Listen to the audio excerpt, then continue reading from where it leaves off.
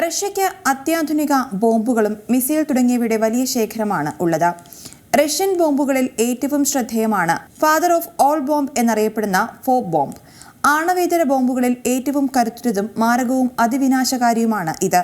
2007 റഷ്യയിൽ ഈ ബോംബ് വികസിപ്പിക്കപ്പെട്ടത്.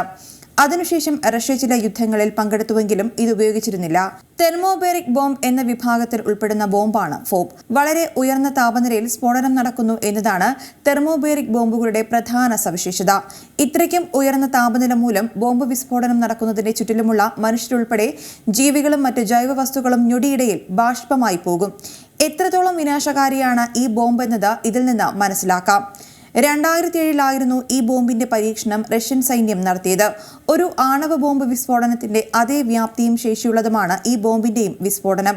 എന്നാൽ ആണവായുധത്തിന്റെ പരിസ്ഥിതി ദൂരവ്യാപക പ്രത്യാഘാതങ്ങൾ ഇതിൽ നിന്നും ഉണ്ടാവുകയില്ല. യുഎസിന് മാസീവ് ഓർഡിനൻസ് എയർ ബ്ലാസ്റ്റ് എന്ന പേരിൽ അതീവ ശേഷിയുള്ള ഒരു ബോംബുണ്ട്. യുഎസിന്റെ ആണവേതര ആയുധപ്പുരയിലെ ഏറ്റവും കരുത്തുറ്റ ബോംബായ ഇതിനെ മദർ ഓഫ് ഓൾ ബോംബ് എന്നാണ് വിളിക്കാറുള്ളത്. ഇതിന്റെ ചുവട് പിടിച്ചാണ് ഫോബിന് ഫാദർ ഓഫ് ഓൾ ബോംബ് എന്ന പേര് നൽകിയത്.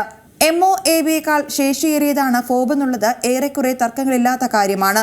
റഷ്യയ്ക്ക് തെർമോബേറിക് ബോംബുകൾ ഉണ്ടാക്കുന്നതിൽ സാങ്കേതികപരമായ മേൽക്കൈയുള്ളതാണ് ഇതിനു കാരണം. അമേരിക്കൻ MOABയ്ക്ക് 11 ടൺ TNT ശേഷിയാണ് കണക്കാക്കപ്പെടുന്നത്. ഇതേ സ്ഥാനത്ത് ഫോബിന്റേത് 44 ടൺ TNT ആണ്. MOABയുടെ ശേഷിയുടെ 4 ഇരട്ടി ശേഷിയാണ് ഇത്. 7100 കിലോ ഭാരമുള്ള ഫോബ് MOABയേക്കാൾ ഭാരം കുറഞ്ഞതാണ്.